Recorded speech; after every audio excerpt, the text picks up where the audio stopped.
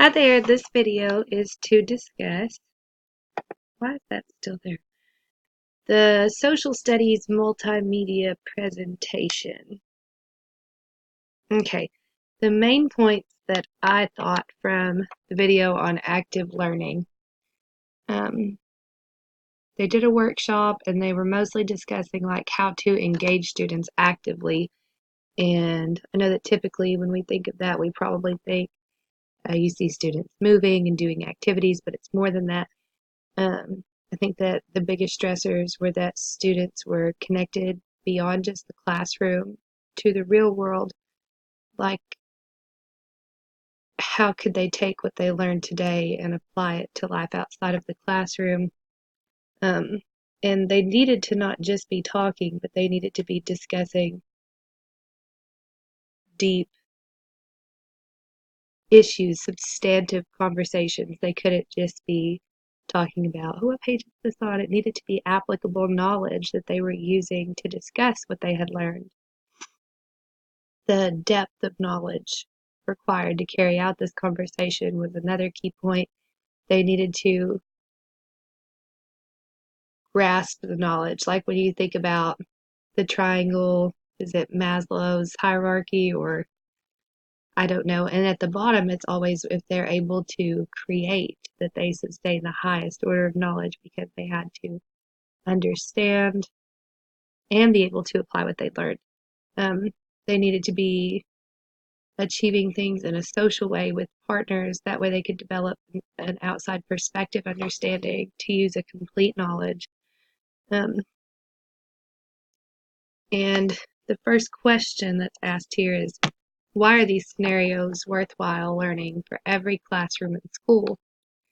I think this applies to more than we maybe realize. The scenarios that were given here could be utilized for every subject, every classroom, every school, because when we as teachers are gearing our lessons towards mastering content areas, this helps us to understand that we need to be actively engaging our children so they have a deeper understanding, not just a surface understanding of what the concept is, but why the concept matters. They don't just need to know what happened on what date, but why that makes a difference today and how things could have been different if those things hadn't happened. I think that the curriculum allotted time to master different content areas is too shallow to promote extreme mastery in most circumstances. But the group work really helps the students to move a little faster because instead of working alone, they can springboard off of each other and bounce their ideas around. I think this is especially important in social studies because, like, when I think back to being in elementary school, all of my social studies was dates and names. Who explored here and who discovered there and when did they do it and who helped them. But we never really talked about, like, why did they discover it? Who did it benefit for them to discover it? How did that translate to economic situations?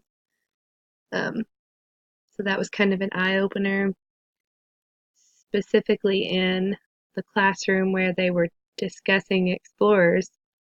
Um, the teacher asked, well, you told me that Queen Isabella sent Christopher Columbus, but how could him discovering America affect the economic situation of Spain or England, or it's applicable globally to discuss these things? And that is just as important as knowing when he discovered America.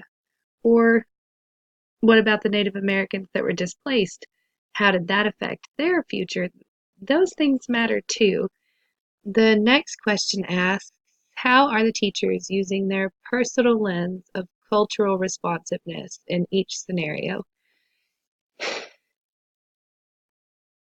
I think that in the first segment of the video, where it was like a workshop or maybe a PD setting, and there were several groups of teachers working together, it was so interesting because it was a really diverse looking group ethnically and culturally. And everybody had something to give. All the teachers were working together, and whenever they had the assignment to go around and become an expert on their specific facet and then come back and share, they were able to gain the in-depth understanding and to come back and share it. They had the depth of knowledge, and they were having substantive conversation. They had social support. They were promoting higher order thinking in themselves to exemplify what they expected of their classroom. Um, each teacher was able to individually use their cultural lens to give their expert opinion of their aspect, and then they could take what they heard from the other teachers and modify to present a complete understanding. So that was interesting to listen to. The third question posed is, what does the video teach you about active learning? My biggest takeaway from it was that active learning and kinesthetic learning are not the same. When I thought active learning initially, I thought movement, hands-on. Active learning is more than that. It's like a complete learning for me. It's not superficial. So specifically in the video where I think I'll use the Explorer lesson again. In fact, um, the students were working together in so many aspects. They weren't just grouped working on, I remember seeing Magellan as one explorer and Cabot. And in my son's fifth grade classroom, I was observing children working on those same explorers in Vespucci last month.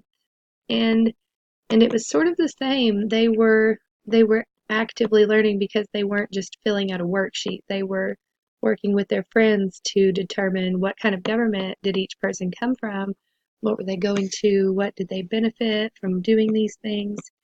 And students gained a lot of background knowledge and then were able to apply that to their content mastery areas to gain an in-depth knowledge. And I think that it just goes to show that there's so much more than standing in the front of the room and telling kids what you expect them to know and then testing them on it. That's not fair, and they can't learn completely that way. Some of them can, but when we have diverse classrooms and diverse students, they need to learn in a collective way, and they can benefit from each other, and we can benefit from them. So allowing first and promoting second active learning appears to be better for the whole classroom, for students individually, for the teacher, for everyone, because you can pair off your groups and then you can work in depth with individuals. You can go around and work with each group on the area that they're working on, and then they can present it to the class, and you work with the classroom as a whole on those individual areas. And sometimes I would wager that the students come up with more in-depth knowledge than what the book can even tell you, because they're working together and they have so many different ideas and perspectives to group collectively to share. I just don't see how anyone could be against it. I think that my favorite part of the overall video, which was somewhere around an hour long if I remember right, was really the workshop. The teachers all seemed to be enjoying each other's opinions and sharing to gain that knowledge. And it was just almost exactly like students in a classroom. And the lead teacher was just trying to promote that unity in higher order thinking and the social support that she was promoting for student achievement in the other teachers. So they got to model a classroom to learn how to effectively promote active learning in their own classroom. And at first I thought, oh, an hour long, this is going to be horrible, but it was such an interesting hour with lots of great ideas, and I really enjoyed watching it. I think that aiming for total understanding of a concept is more important than meeting required content areas in every aspect because they're not gaining thorough understanding by scraping the surface. I really enjoyed this video series. That's all for now.